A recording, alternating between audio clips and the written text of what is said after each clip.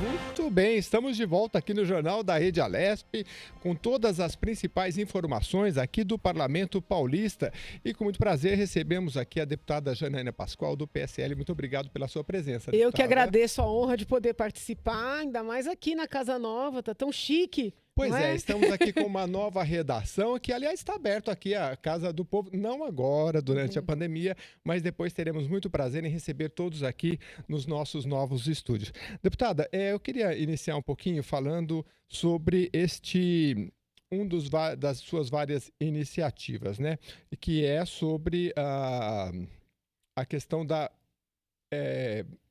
aqui sim, celeridade na adoção de bebês, né, no estado de São Paulo. Uma frente parlamentar foi lançada em setembro. Queria que a senhora explicasse como é que está sendo o andamento dessa frente. Então, nós lançamos a frente em setembro, com um evento congregando vários especialistas, não só pessoas que estudam a matéria, professores de direito, mas também pessoas que trabalham na ponta, conselheiros tutelares, magistrados, defensores públicos. E naquele momento, a minha maior preocupação era com o fato do processo de adoção demorar demais, dos processos para destituição do pátrio poder ou do poder familiar. Pátrio poder já está ultrapassado, né? Do poder familiar também demorarem demais, o excesso de recursos até por parte da defensoria, e as crianças, as famílias ficarem desestimuladas por anos em filas. Pegamos casos até de famílias que ficam 8 anos em filas, e as crianças envelhecendo numa situação, vamos dizer assim, indefinida juridicamente, ou em instituições de acolhimento, ou em famílias acolhedoras. Então, esse foi o primeiro problema que nós identificamos. E ele persiste, né? Não foi errado o diagnóstico, não. Porém, com as reuniões online que eu venho fazendo, com as mensagens que venho recebendo, os acórdãos que tenho analisado, eu constatei um outro problema, que é o seguinte: existem situações de adoção de fato. Eu quero deixar muito claro que eu não estou falando de adoções ilícitas no sentido da criança ter sido comercializada ou da criança ter sido subtraída, né, vamos dizer assim, da maternidade. Falar em termos populares, alguém roubou o bebê, não é disso que eu estou falando. Mas a gente está num país que isso pode acabar acontecendo. Sim. Eu estou dizendo assim, situações de adoção de fato. Uma família tem ali um vizinho que começa a ajudar e daqui a pouco está criando. Nem sempre tem uma regularização formal. Sim. Mas, assim, eu tenho percebido um número significativo de casos. É difícil fazer uma estatística porque são casos sigilosos. Sim. Então, a gente só consegue ter acesso quando chega, por exemplo, no Superior Tribunal de Justiça ou quando algum advogado relata. Mas de casos em que o Poder Judiciário retira essas crianças dos seios de suas famílias de criação, mas situações em que não há nenhum tipo de abuso, nenhum tipo de violência, nenhum tipo de negligência. O Poder Judiciário retira, inclusive as crianças são alvo de busca e apreensão, o que eu acho horrível, né? Dizer que uma criança é alvo de busca e apreensão como se fosse uma coisa. E aí essas crianças são colocadas em situação de abrigamento, para, num segundo momento, serem postas para adoção. Então, vi, por exemplo, uma situação de crianças tiradas das suas famílias com 3 anos, 4 anos de idade, para serem colocadas na fila de adoção. E aí já são crianças que estão numa fase, vamos dizer assim, adiantada da vida, né, para fins de adoção. É muito mais difícil adotar essas crianças. E quando são adotadas, você tem uma quebra de vínculo. Então, é difícil essa criança se adaptar com a outra família porque ela já tinha uma família. Sim. Além dessa dificuldade de uma posterior adoção, você tira uma criança de um lar amoroso, coloca num abrigo, ocupa a vaga de uma criança que realmente precisaria estar abrigada, ou porque é violentada fisicamente, sexualmente, emocionalmente. Então, eu identifiquei esse problema.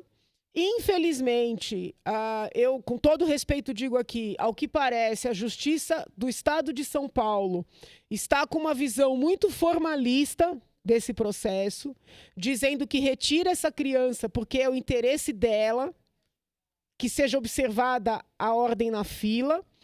E quem estuda o ECA, quem estuda os princípios que norteiam, né, a proteção da criança e do adolescente, sabe que esse princípio do melhor interesse tem a ver com a criança concreta. Né?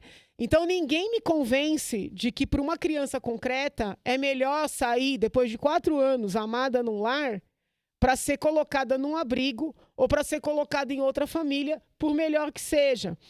Tanto é assim que o STJ tem revertido vários casos em que as crianças foram retiradas de sua família, de suas famílias, pela Justiça Paulista. O problema é o seguinte, e os casos que não chegam no STJ? E o tempo que o STJ leva para conhecer de um caso?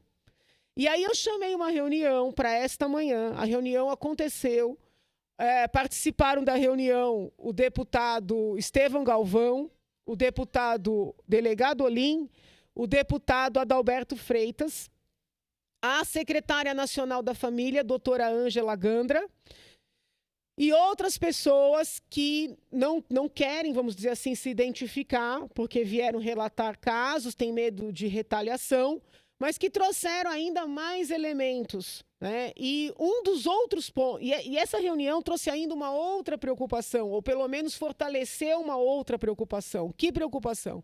A de que a Defensoria Pública está também com uma postura muito formalista e muito pró-família biológica. Casos em que já é flagrante que a família biológica não terá condições de cuidar da criança, ou por um envolvimento pesado com drogas, ou por ações violentas anteriores, a Defensoria insiste em deixar com a família biológica, muitas vezes forçando pessoas que estão nas filas para adoção, quero deixar bem claro aqui, é um outro problema, pessoas que estão habilitadas, pessoas que estão na fila, pessoas que aceitam crianças em idade mais avançada, crianças com deficiência, crianças com irmãozinhos, essas pessoas são obrigadas a encarar 4, 5, 6, até 7 anos, que foi o caso relatado hoje, de briga judicial, porque a Defensoria insiste em interpor recursos sabidamente injustos, eu digo aqui com respeito, mas é preciso ser dito, porque essa postura precisa ser avaliada e, no meu entender, revista. Né? A senhora acha que é uma questão assim só jurídica? Vamos supor, se houvesse uma flexibilização ou da legislação ou da própria cultura pelo sistema judiciário, aí talvez o acompanhamento psicológico, o acompanhamento posterior, para ver se aquela família está realmente cuidando bem dessa criança, a senhora acha que teria que ser intensificado ou é mais um problema de legislação? Não sei se eu fui claro. Entre a instalação da frente e a reunião de hoje, eu fiz uma reunião online com o Instituto Fazendo História, que é um dos principais institutos no estado de São Paulo que lida com o programa de famílias acolhedoras. Foi uma reunião muito assim, esclarecedora para mim, aprendi muito com essa reunião. E um dos problemas que as profissionais levantaram foi justamente a devolução de crianças depois da adoção, a falta de acompanhamento pós-adoção. Mas eu atribuo essas devoluções não apenas à falta de acompanhamento, mas também a esses erros do Poder Judiciário de, por exemplo, tirar uma criança de um lar amoroso para querer cumprir a ordem da fila e colocar à força uma criança num lar que não é o que ela quer, entendeu? Ou insistir para a criança ficar com a família biológica, devolve para a família biológica, vem para o abrigo, vai para a família biológica, vem para o abrigo.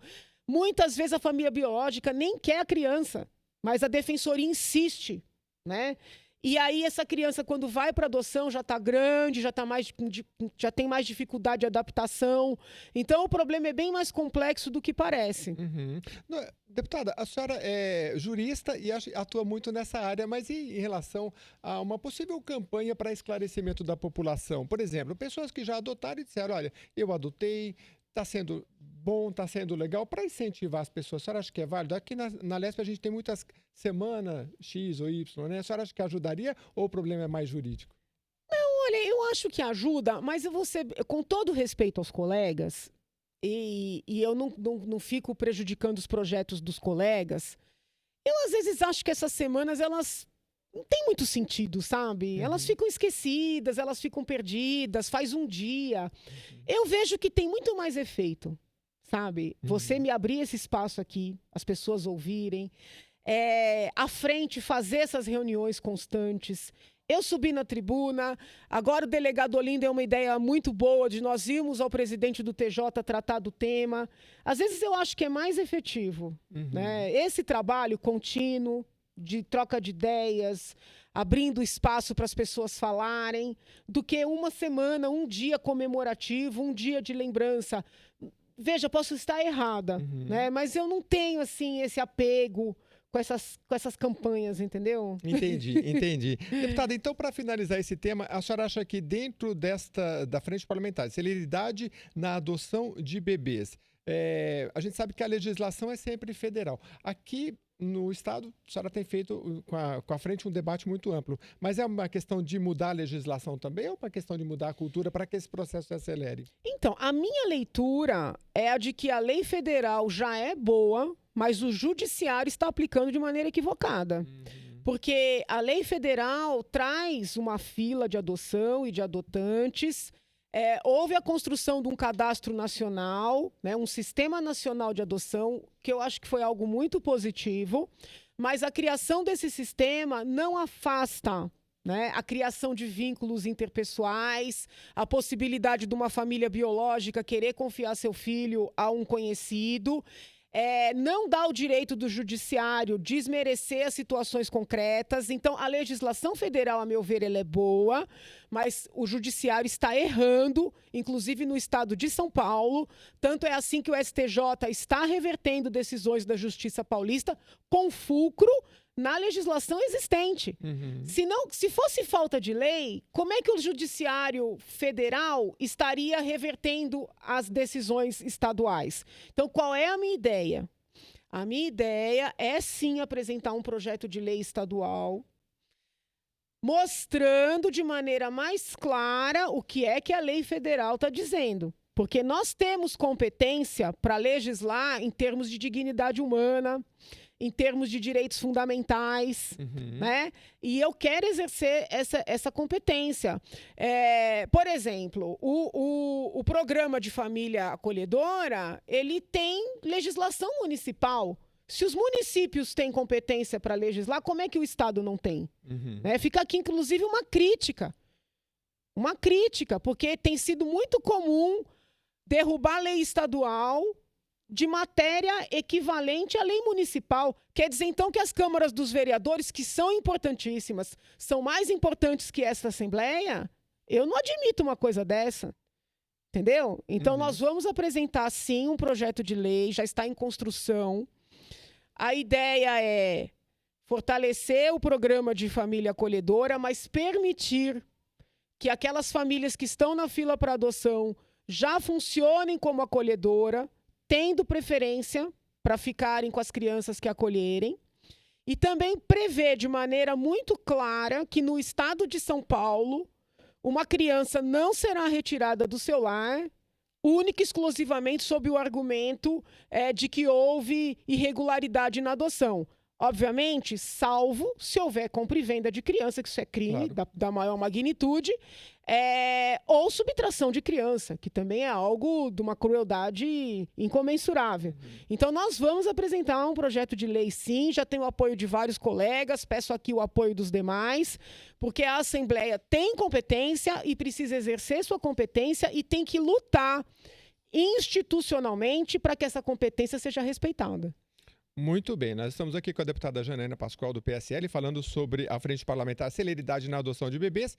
E olha só um dado, embora haja cerca de 36 mil pessoas interessadas em adotar uma criança no Brasil, ainda existem quase 34 mil crianças e adolescentes vivendo em casas de acolhimento por todo o país. A gente sabe que quanto mais passa o tempo, mais difícil vai ficando para essa adoção. Eu acho que isso é um problema para se resolver pelo menos em uma década, né? Mas na medida que as pessoas vão adotando mais cedo, aí esse problema da adoção tardia vai se reduzindo. Deputada, vamos falar um pouquinho de orçamento? Vamos lá. Olha só, a peça orçamentária já está aqui na casa, tramitando, né? E eu me lembro do ano passado, assim, na hora do orçamento, foi no final aquela lógico que tem a questão da saúde, da educação, que já é aquele recurso tarimbado, e depois no final é aquela questão, eu me lembro a senhora correndo para colocar recursos no projeto Guri, né? Sim. Enfim, agora a senhora num segundo momento vai enfrentar um desafio grande por causa da pandemia, né? Um orçamento mais reduzido. Como é que a senhora está vendo essa peça chegando na casa? Eu fiquei bem preocupada, porque houve cortes em áreas em que não poderia haver. Né? E eu entendo que não se justificam os cortes na medida em que houve aumento, por exemplo, da verba de publicidade. Porque necessidades, elas existem, a calamidade foi real, mas esta casa também liberou muito recurso, né? Recurso do salário dos deputados, recurso de verba de gabinete, recurso de vários fundos, inclusive o fundo da própria Assembleia. Nós votamos o 529, que também liberou recursos, tanto é que a lei orçamentária já veio contando com o 529. Estamos apanhando muito por causa dessa votação. Então tem que tomar um pouco de cuidado com esse argumento de que tem que cortar tanto. Porque se é verdade que tem que cortar, por que aumentou a publicidade? Então, assim, grande parte das... Eu sempre apresento as minhas emendas pela bancada, tá? Eu acho que a emenda na bancada, ela tem mais força. Obviamente, a gente debate, os colegas anuem, mas grande parte das nossas emendas, nós estamos tirando dinheiro da publicidade. E tem uma outra linha lá, que são pagamentos gerais do Estado, mais de 1 bilhão, algo completamente indefinido. Também estamos tirando dinheiro dessa linha para devolver para a saúde. Né? Devolver, por exemplo, para o programa Santas Casas Sustentáveis, devolver para as filantrópicas, devolver principalmente para o ICESP, que é o Instituto do Câncer aqui de São Paulo, que eu fui visitar, constatei a importância, assisti a uma apresentação pelos conselheiros mostrando que eles tinham uma programação para atenderem 7 mil pessoas, além das 46 mil que eles já atendem de maneira contínua em 2021. Mas se esse corte de 54 milhões, que foi a proposta inicial, permanecer, eles só poderão atender mais 2 mil pessoas. Eu estou falando de químio, de rádio, do atendimento psicológico que eles fazem, das muitas e necessárias cirurgias. O ICESP atende o estado inteiro, atende até pacientes de outros estados. Nós não podemos aceitar que o que subiu na publicidade seja retirado do ICESP. Então, por que a bancada do PSL não apresentou emenda por ICESP? Porque o deputado Alex de Madureira já tinha apresentado. Depois soube que o deputado Tenente Nascimento também apresentou, e o nosso objetivo não é estabelecer disputa com os colegas. Nosso objetivo é unir forças. Então, já dei o meu apoio formal à emenda do deputado Alex de Madureira para devolver o orçamento para o ICESP, que é o Instituto do Câncer aqui de São Paulo. Houve um corte enorme no programa Viva Leite, até coloquei no Twitter. Graças a Deus, o próprio governador disse que ia voltar atrás, mas para ele voltar atrás tem que ter uma emenda. Então, a bancada apresentou uma emenda recompondo o orçamento do Viva Leite. Estamos recompondo também o orçamento do Oncocentro e do IMESC, que seriam duas instituições a serem extintas pelo 529. E todo mundo viu a minha luta aqui para a gente manter essas duas instituições. Mantivemos. E houve um corte significativo no orçamento deles, e eles não podem viver com esse corte, porque o Oncocentro também atende câncer, e MESC atende famílias carentes para fazer exames de investigação de paternidade, DNA. Então vai ser uma luta, vai ser uma luta, mas assim, se não recuarem, pelo menos na parte da saúde, esses grandes tópicos, né, não tem como aprovar. Deputada, a gente sabe que tem os recursos já chamados carimbados, educação 30%, saúde, né? Quem critique esse carimbo porque às vezes acaba a injeção do orçamento, tem esses recursos, tem o pagamento do funcionalismo, sobra pouca coisa para negociar. A senhora acha temerário mexer nesses recursos assim que são já pré-definidos, por exemplo, a educação e saúde? A educação e a saúde são os temas mais importantes, né? Eu coloco ao lado o saneamento básico, que é uma das minhas grandes preocupações, e eu vejo que tem muito a ver com saúde também. A questão de você ter os carimbos é mais para garantir, por exemplo, que o gestor não vai tirar dinheiro da educação e da saúde e colocar na publicidade, Sim. colocar numa obra com visibilidade, um show, entendeu? É mais esse o objetivo. Por outro lado, às vezes, a gente vê assim, não, porque tem que gastar isso. E eu já vi situações, nem estou falando especificamente do Estado, Sim. de gastos, entendeu? Desnecessários, só porque tem o dinheiro para gastar. Vou te dar um exemplo, né? Essa coisa absurda, atrasada do fundo partidário, do fundo eleitoral. Eu já ouvi gente dizer assim, não, tem que fazer um evento das mulheres, né, na política, porque tem dinheiro para isso. Assim, vamos fazer o evento porque ele é importante, porque ele é necessário, ok. Mas vamos fazer para gastar o dinheiro? Isso eu não aguento ouvir um negócio desse, entendeu?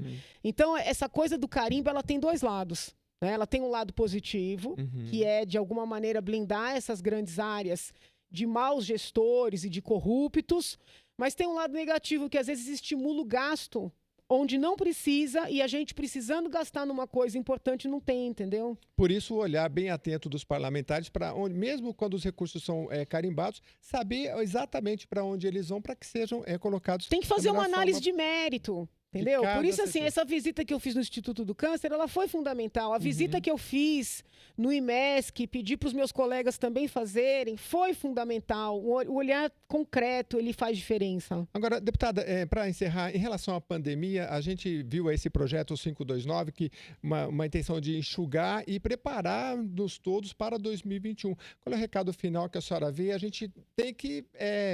o bonde tem que continuar andando, né? A educação para os próximos anos, enfim, né? A gente está com, principalmente na área da educação, uma dificuldade bem grande. Qual é a palavra para a senhora no final, em relação à pandemia, diante do orçamento, né? Onde é que nós temos que focar esforços? Bom, primeira coisa, eu entendo que a gente tem que separar o cuidado com a saúde de interesses sindicais, né? Então, por exemplo, nós estamos em novembro. Tem sentido voltar à aula? Não é melhor esperar? Tudo isso eu acho absolutamente passível de discussão. Né? Tem a preocupação com a saúde física, porém também tem a preocupação com a saúde mental. Essas crianças isoladas, muita depressão infantil, adolescente.